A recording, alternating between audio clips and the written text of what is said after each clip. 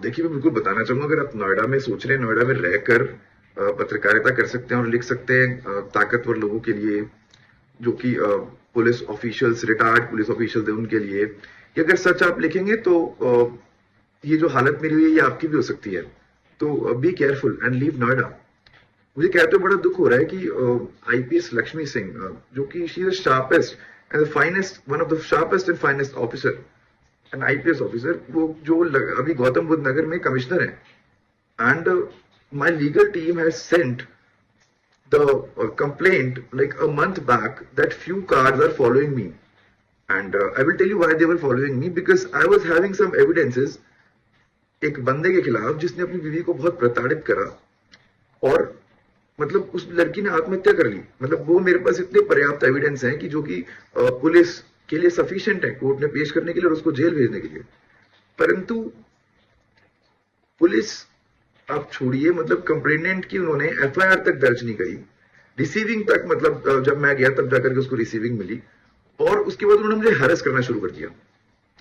तकरीबन 1 महीने पहले मेरी लीगल टीम ने बिल्कुल by post, by WhatsApp, and मैं खुद जाकर के बिसरक पुलिस स्टेशन में देख बता के आया इंस्पेक्टर को कि ये घटना मेरे साथ घट रही है, and few cars are following me and they are threatening me not to give any evidence and not to be witness in the court in that matter. मैंने पुलिस को सब बताया, कंप्लेंट में दिया, इनफैक्ट पोस्ट भी किया मेरी legal team ने। उसके बाद भी नोएडा पुलिस ने अभी तक एफआईआर तक दर्ज नहीं करी है।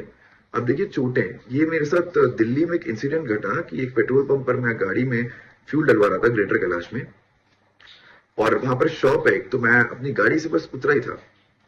उतरते ही लगातार 3 लड़कों ने मुझे मारना शुरू कर दिया, गालियां दी और मारना शुरू कर दिया, और मारते रहे। किसी ने मेरी वहां पर हेल्प नहीं करी, not even the petrol pump, क्योंकि आजकल सब लोग डरते हैं।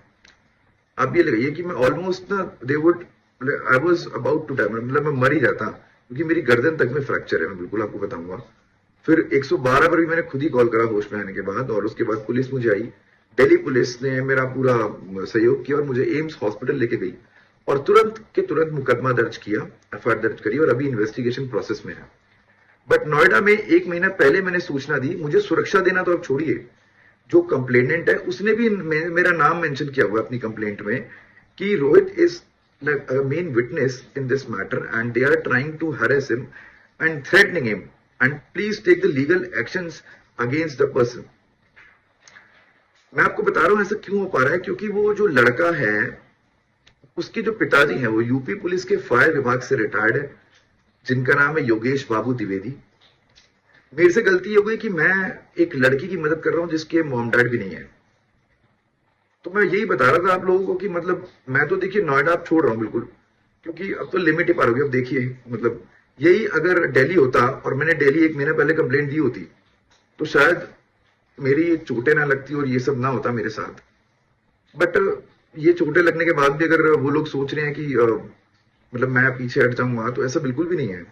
मतलब they can check the history. It's been like almost 8 years of journalism. Worked with several channels including Z News, and मुझे बड़ा सोच के अजीब लग रहा है कि नोएडा पुलिस ने बिल्कुल ही अपनी आंखें बंद कर ली है। मतलब मैं एसीपी के पास जाता हूं, उनको बताता हूं कि this is the matter happening with me, वो मुझे कहते हैं कि रोहित इन सब बातों को छोड़ो, आप जाके आराम कीजिए, यू आर नॉट वेल। ये चोट लगने से पहले की बात बता रहा हूं मैं आपको।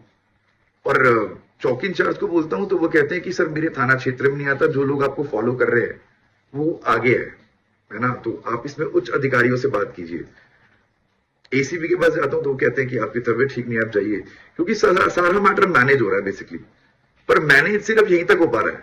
बेसिकली न्यायालय में, कोर्ट में एविडेंसेस चलते हैं, वहां मैनेजमेंट नहीं चल पाता। तभी आज भी लोगों का विश्वास है, वो लोग न्यायालय जाते हैं, तभी कोर्ट्स चल रहे हैं।